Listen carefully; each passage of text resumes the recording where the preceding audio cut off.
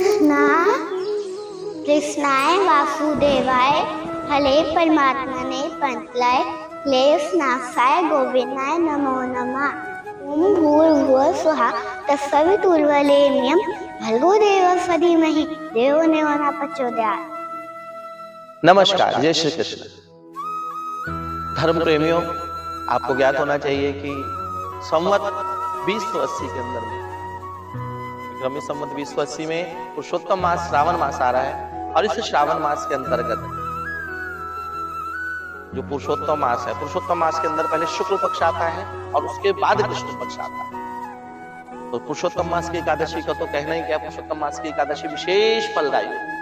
आइए हम जो हमने पुरुषोत्तम मास की एकादशी के बारे में हमने गीता प्रेस गोरखपुर की पुस्तक में पढ़ा, वो मैं आपको पूरी कथा बताने का प्रयत्न करता हूँ। जिस प्रकार हमें ज्ञात है कि एकादशी का जो व्रत है स्वयं भगवान श्री कृष्ण ने उसका वर्णन किया। इसको वर्णन किया युधिष्ठिर जी। हर बार कोई ना कोई कथा, कोई ना कोई प्रसंग से भगवान एकादशी के महत्व के बारे में बताते हैं। आइए हम पुरुषोत्तम मास की पावन एकादशी के बारे में जानते हैं। युधिष्ठिर ने भगवान से पूछा, हे जनार्दन, हे कृष्ण, मैं विष्णु के उत्तम व्रतों का पालन करता हूँ, प्रत्येक एकादशी का मैंने पालन करा। अगर मुझ पर कृपा करते हो तो मुझको बताइए, मैं उस फल के बारे में जानना चाहता हूँ जिससे कि आपके चरणों में गति प्राप्त हो। हे प्रभु, मैं उसको सुनना चाहता हूँ। हे जनार्दन, हे कृष्ण, हे गोविंद, हे भगवान, कृपा करके मुझे पुरुषोत्तम मास की एकादशी के बारे में बताइए, उसका क्या फल है और किस देवता का पूजन करना चाहिए, किस प्रकार का दान करना चाहिए और मनुष्य को ऐसा क्या करना चाहिए जिससे कि उसकी गति और मति आपके श्री चरणों में हो। प्रभु, आप ये बताइए किस प्रकार के मंत्र का जप करना चाहिए, कैसी पूजा विधि है, कृपा करके मुझको बताइए। पुरुषोत्तम मास में किस अन्न का भोजन सबसे ज्यादा उत्तम है। ठाकुर जी बोले, हे राजेंद्र, राजाओं में इंद्र, हे नृप श्रेष्ठ, राजाओं में श्रेष्ठ, अधिक मास आने पर एकादशी की अधिक मास में पहले शुक्ल पक्ष आता है। आपको मैं बताना चाहूंगा, अधिक मास जब प्रारंभ होता है, अधिक मास बीच में से प्रारंभ होता है, तो शुक्ल पक्ष आता है। शुक्ल पक्ष के अंदर में जो एकादशी होती है वो कमला एकादशी होती है। बड़ी तिथियों में उत्तम, यथा नाम तथा गुण, कमला अर्थात माँ लक्ष्मी। इसके व्रत करने से लक्ष्मी अनुकूल होती है। आप ध्यान से सुन रहे हैं, बिल्कुल मैं ठीक बता रहा हूँ। एकादशी, कमला एकादशी का व्रत करने से लक्ष्मी अनुकूल होती है, लक्ष्मी की कृपा प्राप्ति होती है। इसके लिए क्या करना चाहिए? ब्रह्म मुहूर्त में स्नान करे, स्नान करके भगवान पुरुषोत्तम का ध्यान करे और भगवान पुरुषोत्तम का ध्यान करके नदी तट जहां पे भी जिस स्थान पर भी नहाए, अगर वो नहा रहा है, स्नान कर रहा है, अपने घर में भी स्नान कर रहा है, तो उसको मंत्र का जप करना चाहिए। श्री कृष्ण वल्लभ देवी यमुने पाप हारिणी सेवा में स्नान इच्छा में जल सानिध्यम कुरु। यही यमुना मैया, मैं ठाकुर जी की सेवा में नहा रहा हूँ, इस जल में अपना सानिध्य दे दीजिए।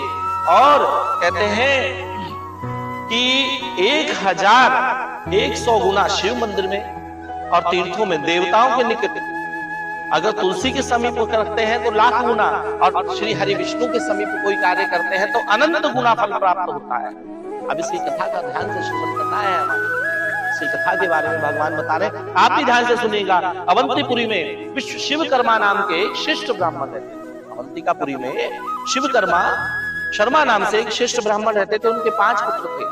उनमें से सबसे छोटा जो पुत्र था पापाचारी था। उसके पिताजी ने उसका त्याग कर दिया था, अपने कर्मों के कारण उसको निर्वासित कर दिया था, वन में चला गया। वन में जाकर उसने धीरे धीरे उसका शरीर दुर्बल हो गया। दैव कृपा से कुछ पुण्य संचित होने के कारण वह प्रयागराज की ओर पहुंचा। भूख और प्यास से बहुत विचलित हो रहा था। त्रिवेणी में स्नान किया, शुद्धा से पीड़ित, भूख प्यास से पीड़ित हुआ वह मुनियों का आश्रम खोजने लगा। वहां पर हरिमित्र मुनि का सुंदर आश्रम देखा। वहां पुरुषोत्तम मास में प्रभु के भक्त सब हरिमित्र मुनि के आश्रम में इकट्ठे हुए हुए।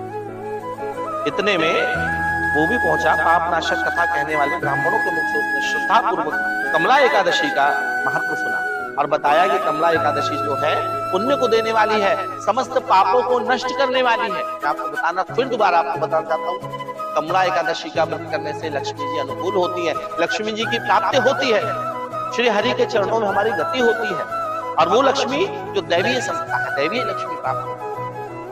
तो मोक्ष को प्रदान करने वाली जया एकादशी का विधि पूर्वक उसने भी व्रत करा। उस व्रत से आधी रात को माँ भगवती लक्ष्मी आकर प्रसन्न हुई। विष्णु प्रिय नमस्तुभ्यं जगन्माते नमस्ते आर्थान्ते नमस्ते समत्कुरुमे सदा।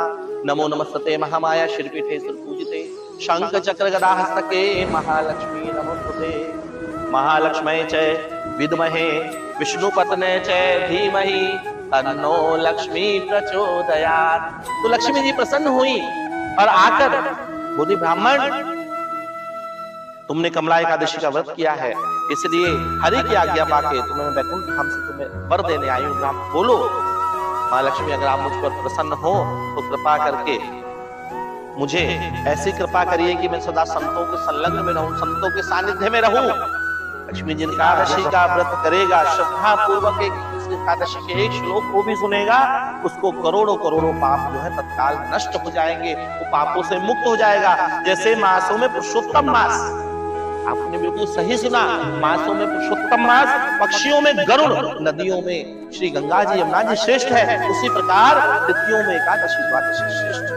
एकादशी का व्रत जो भी करेगा भारत देश में रहकर और एकादशी का व्रत करने का जो केवल इच्छा भी करता है, तो कहते हैं उसकी रोग शोक आदि दूर होते हैं।